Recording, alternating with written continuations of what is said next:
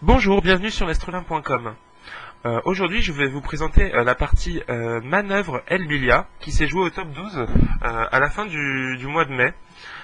Et donc en fait, le top 12, c'est la division d'élite du championnat de France des clubs, auquel participe pour la première fois mon club, le club de Rueil-Malmaison. Et donc c'est l'occasion pour moi de vous présenter d'excellentes parties des meilleurs joueurs de mon club.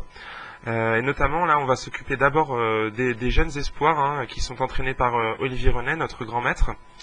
Et donc, on commence avec Antoine Manœuvre, 18 ans depuis peu, 2215 Elo, champion d'Île-de-France il y a 2 ans.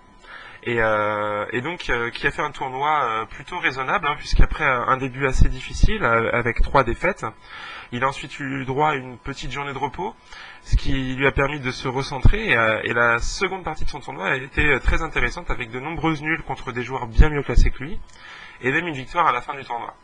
Voilà, donc la partie qu'on a choisi de vous commenter, puisqu'il faut savoir qu'il m'a envoyé ses impressions sur cette partie avant que je fasse cette vidéo.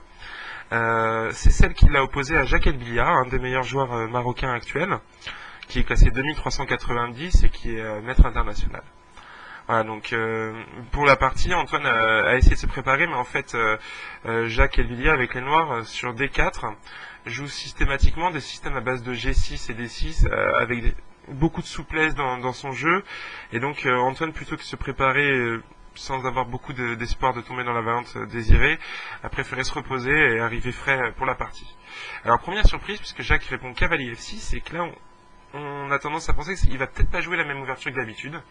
Antoine m'a confié qu'il avait déjà vu une fois ou deux des parties de Jacques El Bilia jouer dans la Nimzovich, et que du coup il a compris qu'il allait sûrement s'orienter vers ce début-là. Donc C4, E6 nous confirme la tendance, et après KC3 fou B4, nous voici donc dans la défense Nimzovich. Une défense dans laquelle les Noirs échangent régulièrement leur fou de case noire contre le cavalier en C3. Pour ne pas perdre de temps de développement, il roque rapidement et ensuite essaye de profiter du doublement des pions blancs sur la colonne C, en fermant la position pour rendre leur cavalier meilleur que les fous blancs. On a déjà regardé plusieurs parties sur ce débat dans les vidéos que je vous ai proposées. Et donc là, on va rentrer dans une autre variante, puisque Antoine se décide pour le coup qu'il joue le plus souvent. Dame C2. Et après petit roc A3, fou prend C3, il peut reprendre avec la dame. Donc il a un retard de développement, mais en revanche, il n'a pas de faiblesse de structure, puisque ses pions C ne sont pas doublés, il a repris de la dame. Et maintenant, Jacques joue une variante qui est très peu jouée, Dame 8, et quand Antoine avait déjà eu à combattre contre Mathieu Cornette il y a un moment, malheureusement, il ne se souvenait plus de sa préparation de l'époque. Alors, quelle est l'idée du coup Dame 8? Eh bien, c'est simplement de pousser la dame de la diagonale D8 H4 pour ne pas subir de clouage avec le fou en G5, puisque maintenant si on joue fou G5, il y a simplement cavalier E4 qui gagne le fou contre le cavalier et égalise rapidement. Dans le même temps, la dame en E8 est très très bien placée pour soutenir une future avancée du pion E6 en E5 et de commencer à lutter contre le centre des blancs. Antoine donc prudemment a préféré opter pour un coup solide avec G3 qui va lui permettre de placer le fou sur la grande diagonale et ensuite d'essayer d'augmenter la mainmise sur les cases blanches avec l'avancée du pion B. Donc G3, D6, les noirs de leur côté établissent un centre retenu qui contrôle beaucoup de cases centrales, et aussi va leur donner de la souplesse puisque les pions sont encore en retrait, ne sont pas fixés. Il pourra préparer plus tard des poussées D5 ou E5 selon la façon dont le jeu se développera. Cavalier F3 et A5, avec l'idée simplement de fixer les pions blancs à l'aile dame, puisque si le pion arrive en A4, on ne peut plus jouer B4, sous peine de se prendre une prise en passant, et donc après de rester avec une faiblesse de pion en A3, un pion isolé sur une colonne où les noirs pourront l'agresser facilement.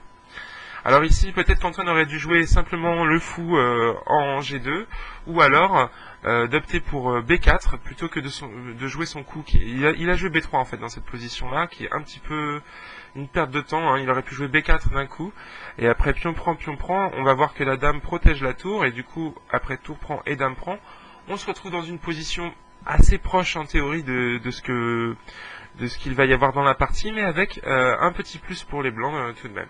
On va revenir dessus un peu plus tard. Donc B3, A4, D4, hein, pour garder les pions solides. Mais maintenant, on va voir que le pion en A3 est assez gênant en fait pour les blancs.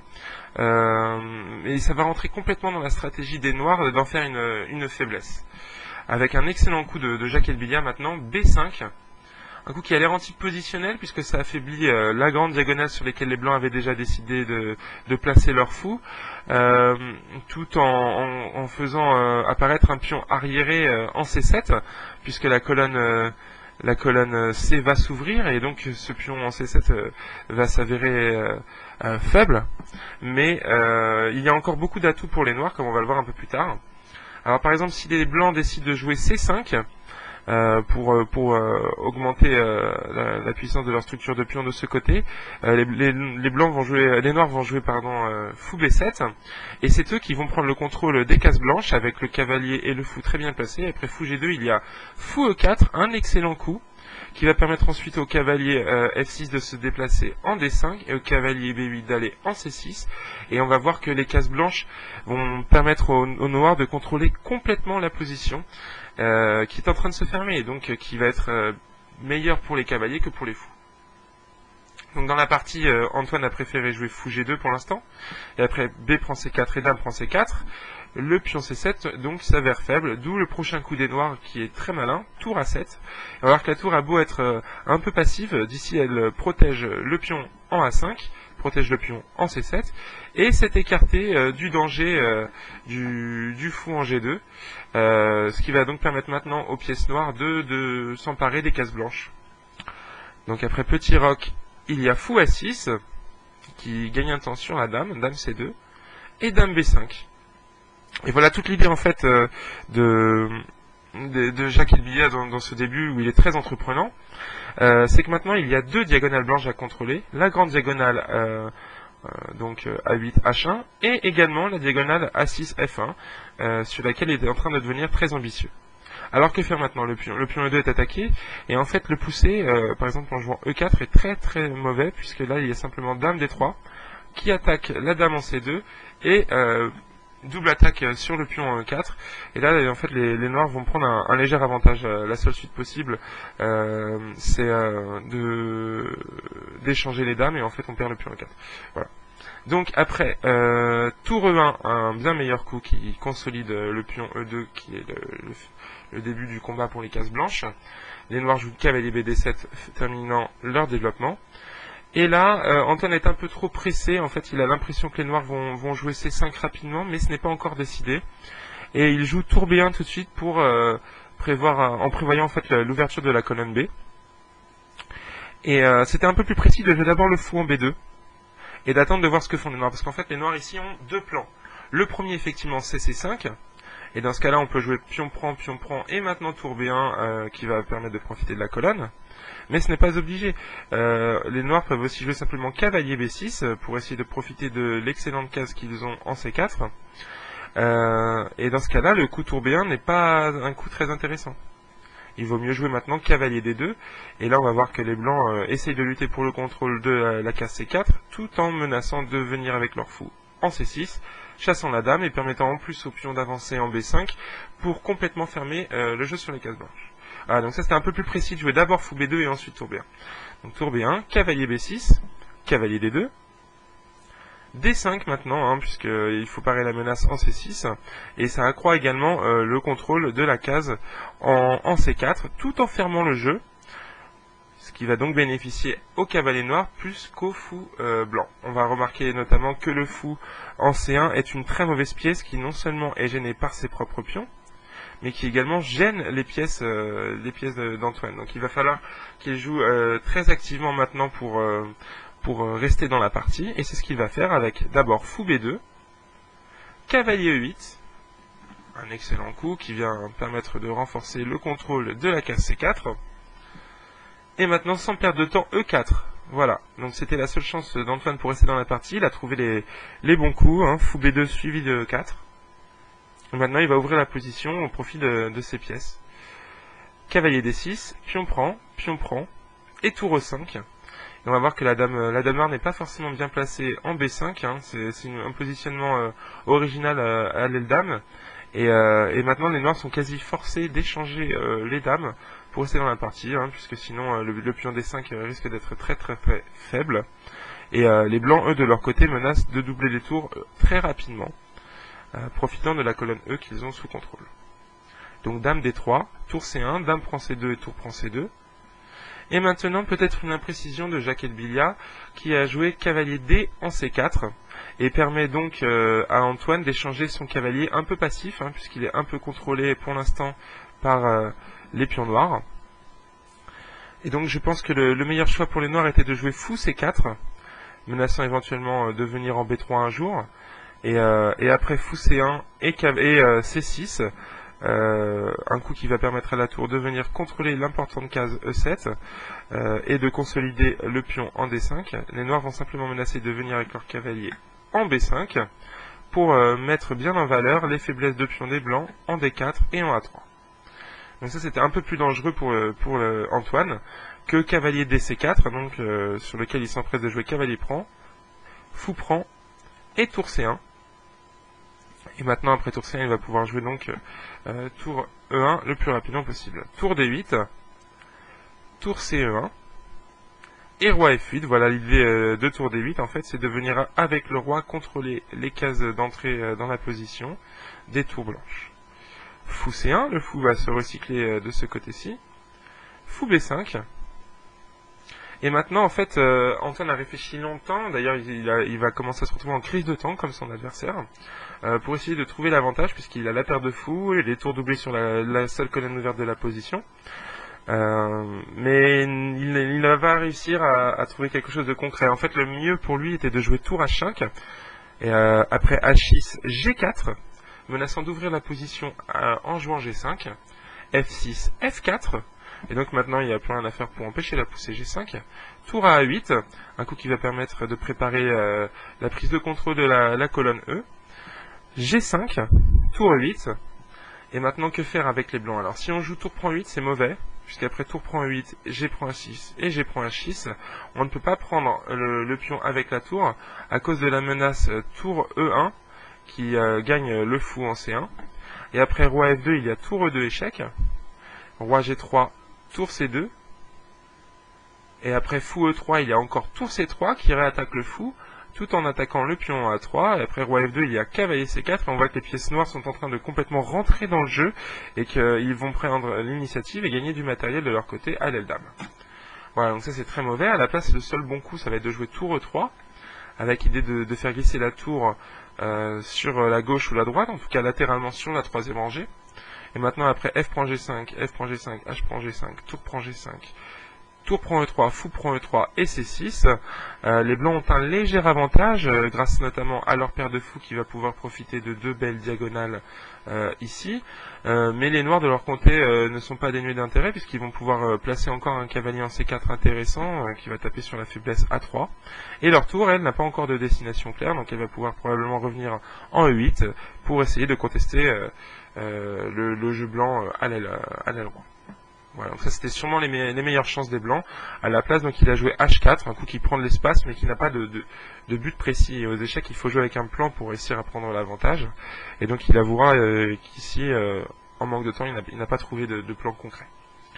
Alors ici, le meilleur coup va être également raté par Jacques Elbilia. C'était simplement de jouer C6, qui, comme tout à l'heure, permet à la tour de revenir contrôler l'importante case de 7, tout en consolidant le pion D5 qui était un peu faible.